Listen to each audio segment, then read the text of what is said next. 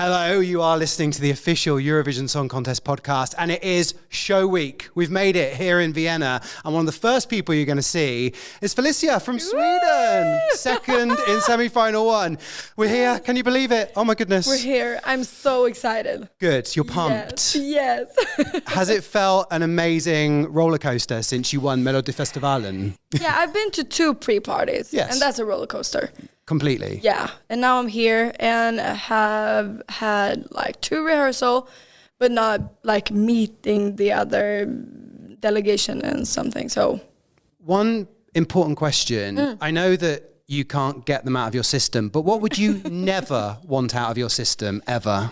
ooh, that's Has anyone hard. asked you that yet? No. There we go. No, that's hard. You answer first. I would never want my love of pizza to be out of my system, you know? Okay. If someone told me I could never have that anymore, no, that's got to be there permanently. Yeah. Okay, I would say chocolate. Okay. Yeah. That's good. Yeah. Any Swedish type of chocolate? Yes. Which one? Marabou. Ah, it's good. Yes. I know exactly It's what you mean. Amazing. I stock up. amazing. When I go to Sweden, I do stock up on it in my suitcase. Yeah, it's amazing. And then It's the best. and then I put it in a drawer and forget about it, and then it's gone off. Melting. Okay. Past its sell-by date. What does it mean to represent Sweden, which we know is such a huge Eurovision country? Yeah, it's amazing. It feels unreal. I'm so happy. Yeah, I'm just so happy to be here and represent Sweden. Who was the most, I asked this to Delta Goodrum, who was the most surprised person to find out that you were trying to go for it this time? Or who was the most supportive? Ooh, the most supportive was my mom. Ah. Yes, of course. My mom and my team. I think no one was like, ooh, why? What are you doing? Everybody was just like, yes, of course. She's always been there for you, right? Yes. Has she kind of shaped your musical influences? Like when you were growing up, did she get you into music? Yes, of course. She has an amazing taste in music. She loves like party music, and that's exactly what I love today. Party music from like, for me it's 2000 and 2010. And for mom is like party with dinosaurs or something. Party with the 90s, Yes. right? So 2000, so who are we talking about? Are we talking about like David Guetta, Bass Hunter? Yes, Cascada. Cascada. We're talking about Lady Gaga's old music and Rihanna and everything. Yeah, it's so good. You know Cascada represented Germany once at the Eurovision What? Song Contest. Yes. I didn't know. In Malmö in 2013, What? Cascada represented Germany. yeah, right? What song? I can't remember the name of the song. You put me on the spot. But yeah, she did. What? Honestly, go on YouTube joking? later. You'll find it. Seriously? Glorious. That was the song. What? It was called Glorious. And it was Oh my God. it was very in the, and I hope nobody takes offense by this, it was very in the Loreen Euphoria vein. It was Yeah. very, because it's very similar because it Yeah. was that era and stuff. So yeah, so one of your noughties Wow. heroes was actually in Eurovision. So cool. I like to say that I entertain, not entertain, I educate as well as entertain, Yes. you know. Have you met many of the other delegations on the road to Eurovision? On the pre-parties. Yeah, on the pre-party scene. Who did you vibe with? Ooh, Finland. Ah, Yes, of course. The Nordics. the Nordics. The most, yeah. What do we think of Linda's, like, just presence? I met her last week. She's got such an aura, hasn't she? She's amazing. We also go to the same hairdresser. Do you? Yes. So she In has, Sweden? Yes. Ah. She has amazing hair, of course. Wait, have you met each other at the salon? No, we haven't. And she's amazing. She's amazing. She's so chill. And And funny. yeah, she is. She really is. And so beautiful. She's really funny. How many masks did you bring with you to Vienna? Ooh, maybe 15. 50? Oh, Yeah. one for each day. Pretty much. Yeah. So have you got them all protected? Are they ordered by color, by day that you're going to wear? They're like, I have them and do like this, boom, in my bag, and they're everywhere. But yeah. colors and everything. I have a red one, I have a white, I have black, maybe like 10 black face mask. But my stylist, he's bringing more. Even more masks? Yeah. Have you got any to hand out to people, or are they all very your own? Is there Felicia merch? Yeah. No, not merch. Not yet. Not yet. We're working on it. Maybe. We've got to talk about Giant Felicia, right? On screen. Giant Felicia is a moment. Yes, right? it is. Some people could say it's a bit of a jump scare, but I guess that's one of the points, isn't it, right? Of course. Do you know Shrek? Yes. Shrek from DreamWorks. Of course. That was my inspiration. Because we have a DJ in Europe that are going around in Europe and have a tour that calls Shrek Rave. Right. And I saw a video of that when Shrek were coming out on the screen and do like boom. And I was like, I want to be Shrek. And well, you're much more glamorous than Shrek, obviously. But I mean, well, a lot of people do love Shrek, actually. So, yes. Each to their own. But when you first saw Giant Felicia, did it give you a jump? Yes, of course. Of course. Because I didn't have any music on. So I was like, woo. And then I was coming out of the screen like, boom. But I love that one. She's giant. She's amazing. She's amazing. So you got into music in the noughties. When did you first realize that you wanted to be a singer? I would say I've always wanted to be a singer since I was a little baby, because I've always been singing at home, in the shower, in my room and everything, and had like SingStar on PlayStation and everything. So I've always wanted to be a singer, but it felt like too far away because I didn't know anyone that were in the music industry. So I was like, no music. I'm going to be a football player. Was that consideration? Yeah. And then I start doing music and I was like, now I'm going to be a singer because it feels real now. So 2 questions. Do you still play football? Yes. Do you play for a team? Yes. And how good are you? Right now I'm so bad. I'm so bad. I've been so good when I were like 17, 18. I was so good. What position do you play? Striker. You're a striker. Front and center. Of course. Of course you're a striker. Yes. So you like scoring a goal. You like the adulation of scoring the goal, of course. And then second question, rolling it back to SingStar, what was the song that you got the most points on? What did you always nail? Fångad av en stormvind with Carola. Did you? Yes. Really? You actually did? You're not just saying that? That was my jam. No, that was because my jam. Here. That was my jam. And Främling as well. Of course. Fångad av en stormvind was my first jam, and also Vi kan gunga with Jimmy Jansson. Yep. Amazing songs. So have you ever met Carola? Yes. Okay. I did it last week. Oh, for the first time. Oh my goodness. She was amazing. How was that? She was amazing. She's so beautiful. Yeah. Her eyes are crazy. We were standing at, where were we? At the Grammy in Sweden. You were at the Swedish Grammys? Yeah. And we're standing on the like red carpet in the light and everything, and her eyes were just like, they were amazing. And she was amazing. Did you tell her that you used to sing her Eurovision winning entry on SingStar? No. Well, she knows now. I was so nervous. That is so cool. That's perfect timing. Yeah. Just before coming to Vienna to meet such a Swedish Eurovision icon, you know? Yeah, and she told me that I was brave, and she was like, you got this. You're amazing. Your song is stuck on my head. And I was like, and you didn't know what to say. I think I started to sing. Okay. Didn't I? I think I was doing that. And she was like ignoring that. And I was like, okay. Still, it was so cool to meet her. Did you get a photo with her? No. Oh. But I hope somebody was taking a picture. Someone took some BTS somewhere. Yes, send it to me now if you have it. So, if we are celebrating 70 years of the Eurovision Song Contest, that's crazy. Right? How old are you? I'd rather not say. Okay, dinosaur.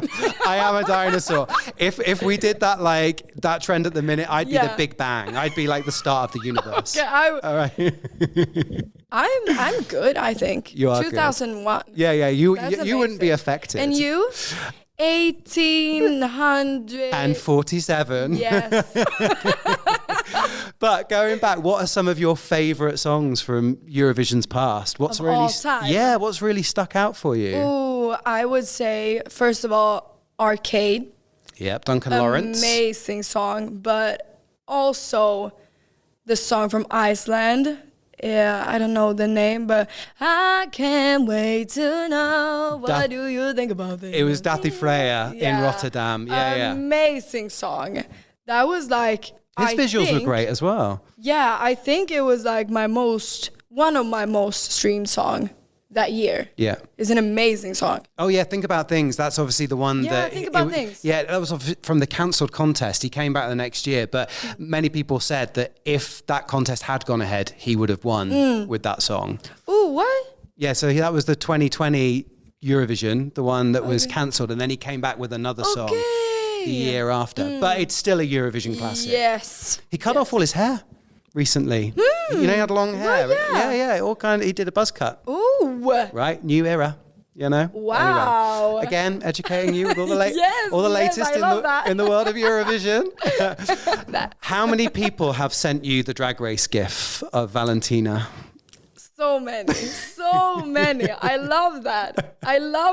It's amazing. You could recreate that meme, Yes. couldn't you? It makes you stand out Yeah. so much. And I can be myself more when I had the mask on. And that sounds crazy because,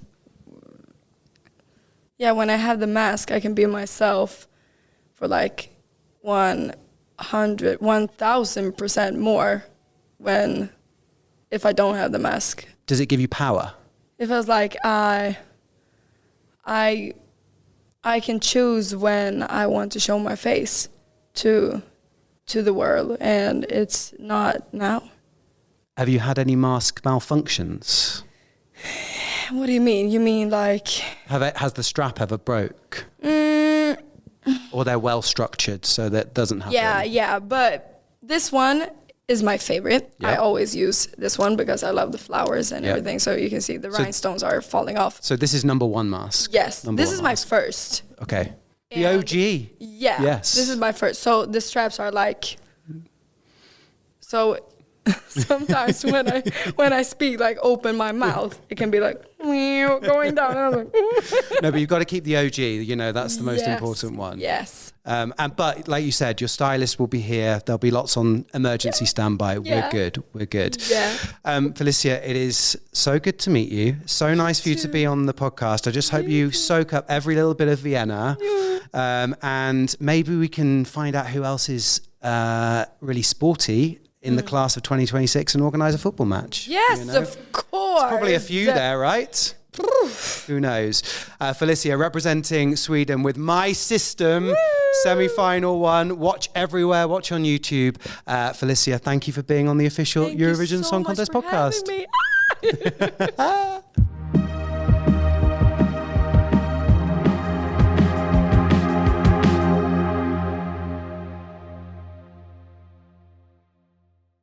You are listening to the official Eurovision Song Contest podcast. I am back with Look Mum No Computer representing the United Kingdom. Last time I saw you, you were in London. Now we're in Vienna. How are you? Yeah, all right. My tummy's been a bit funny because of some dodgy thing I ate the other day. Okay, But not apart good, from that, bad. it's okay. Better to have that now than on the final That's what I was in a thinking. week's time. Do you know what I mean? Just want to do a checkup on you being new dad.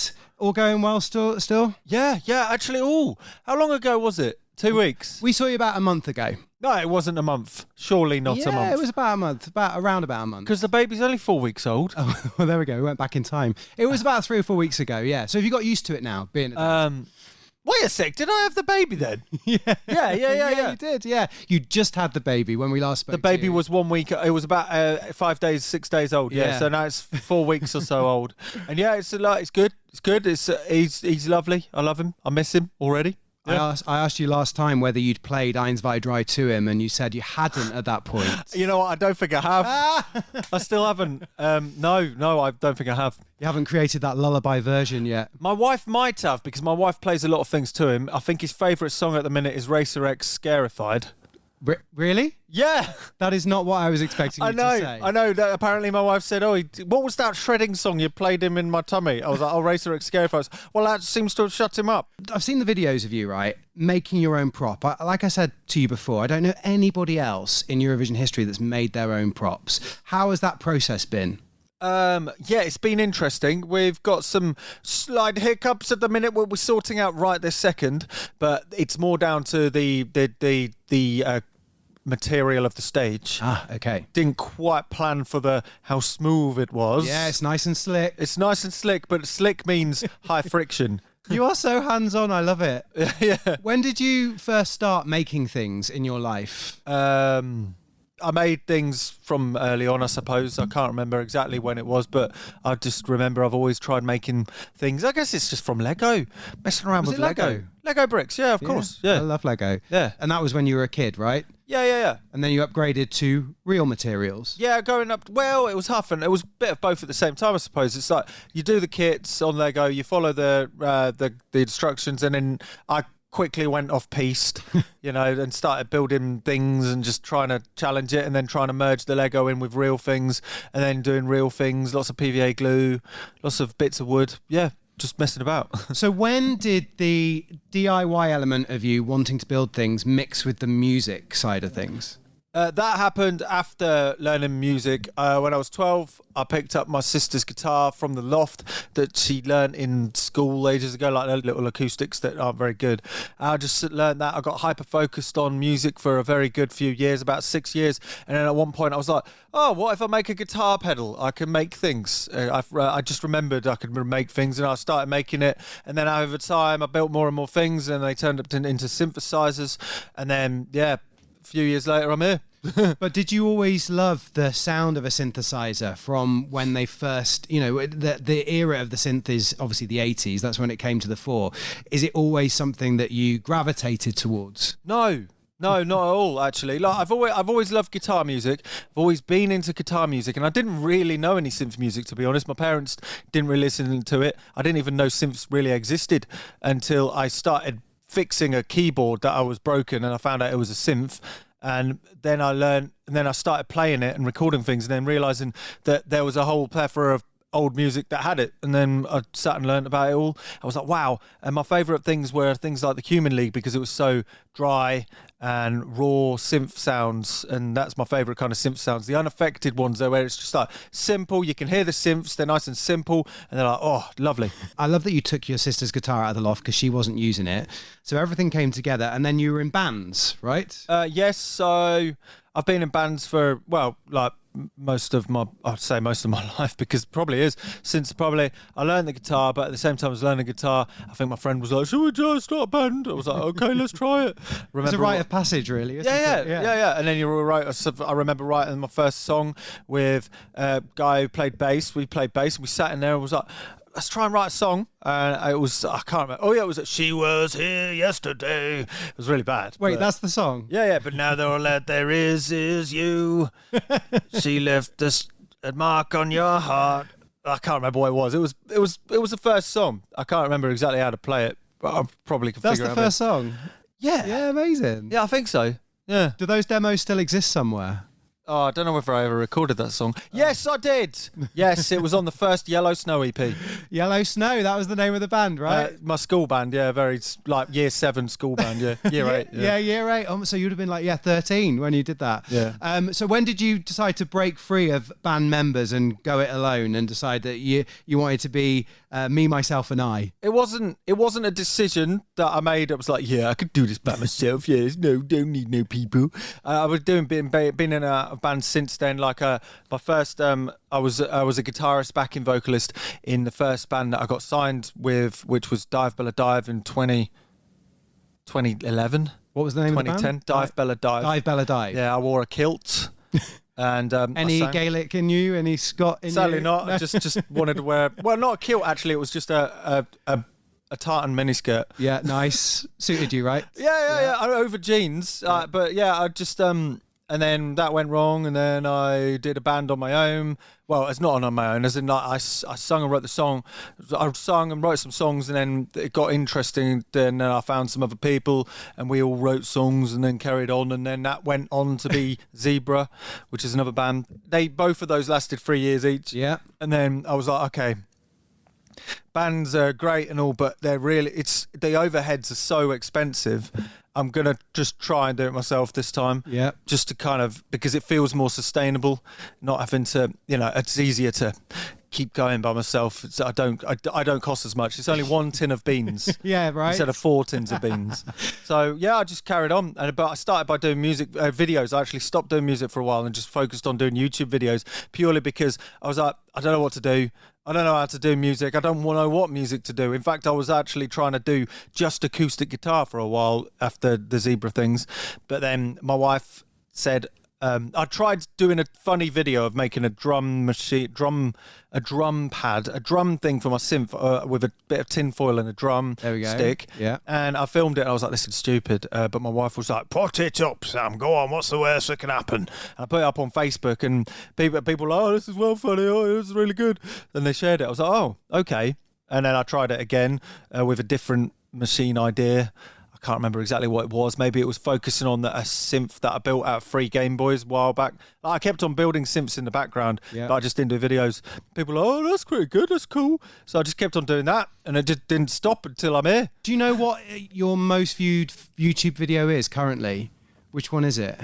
Do we know? It's got to be the Furby organ. Furby organ, yeah. I'm sure everyone's seen the Furby organ. If you haven't, you need to check it out, because it's incredible, and everyone's been asking you about it. And I'm going to ask you about it because it's amazing. How many Furbies were in it? 45.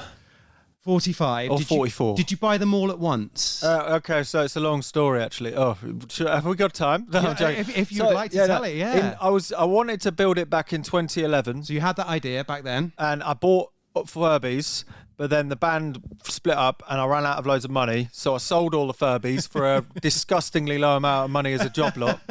And then in 2017 I decided, you know what, I'm gonna have another go at that idea, and I slowly bought them back. Bought them back basically, and then and then I built it over Christmas of 2018. So there was no Christmas dinner, there was no Christmas presents. You were concentrating on building the Furby organ. No joke, I did it on Christmas Day. I just was building it. Your wife was like, excuse me, time to come down. You're like, no, I've got to finish this. Oh yeah, I know, but they were all watching like TV, and I'm like, this is cool. I don't watch TV, so I was like, you'd rather make things. Yeah. And B&Q was not open, but luckily I had planned ahead that this was going to happen, so I had the bits in the.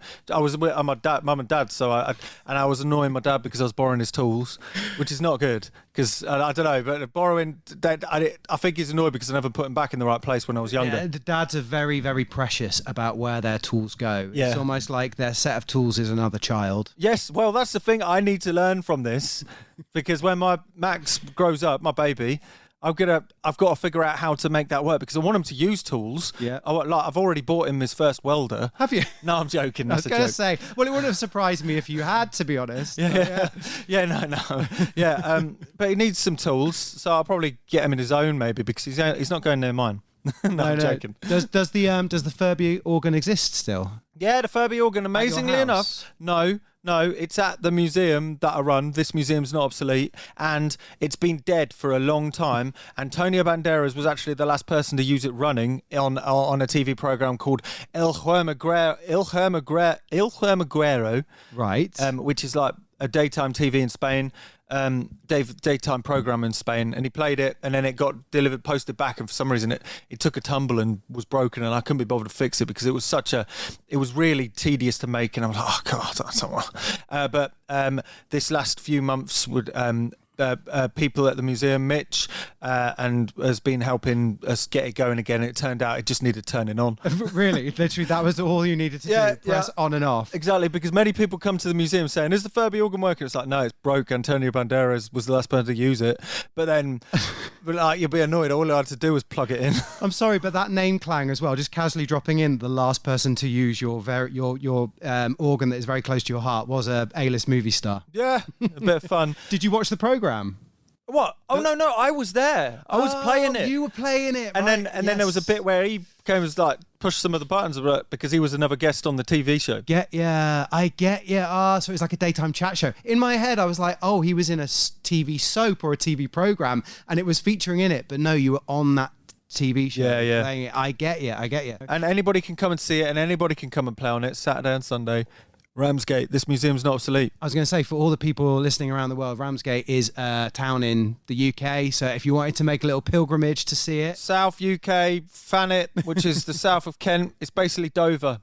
Near enough. You are part of the class of 2026 now. Yes. Does it feel surreal to be part of it? I mean, yeah, it's bonkers, really. I got off the plane and I sat on the bus. I sat on the front seat because I wanted to see the road. Front seat's the best. It is. You get to see it. You get to pretend you're driving. Yeah, front seat of the train, front seat of the tube, front seat of the bus. Yeah. Front of the ferry. Got to see it all.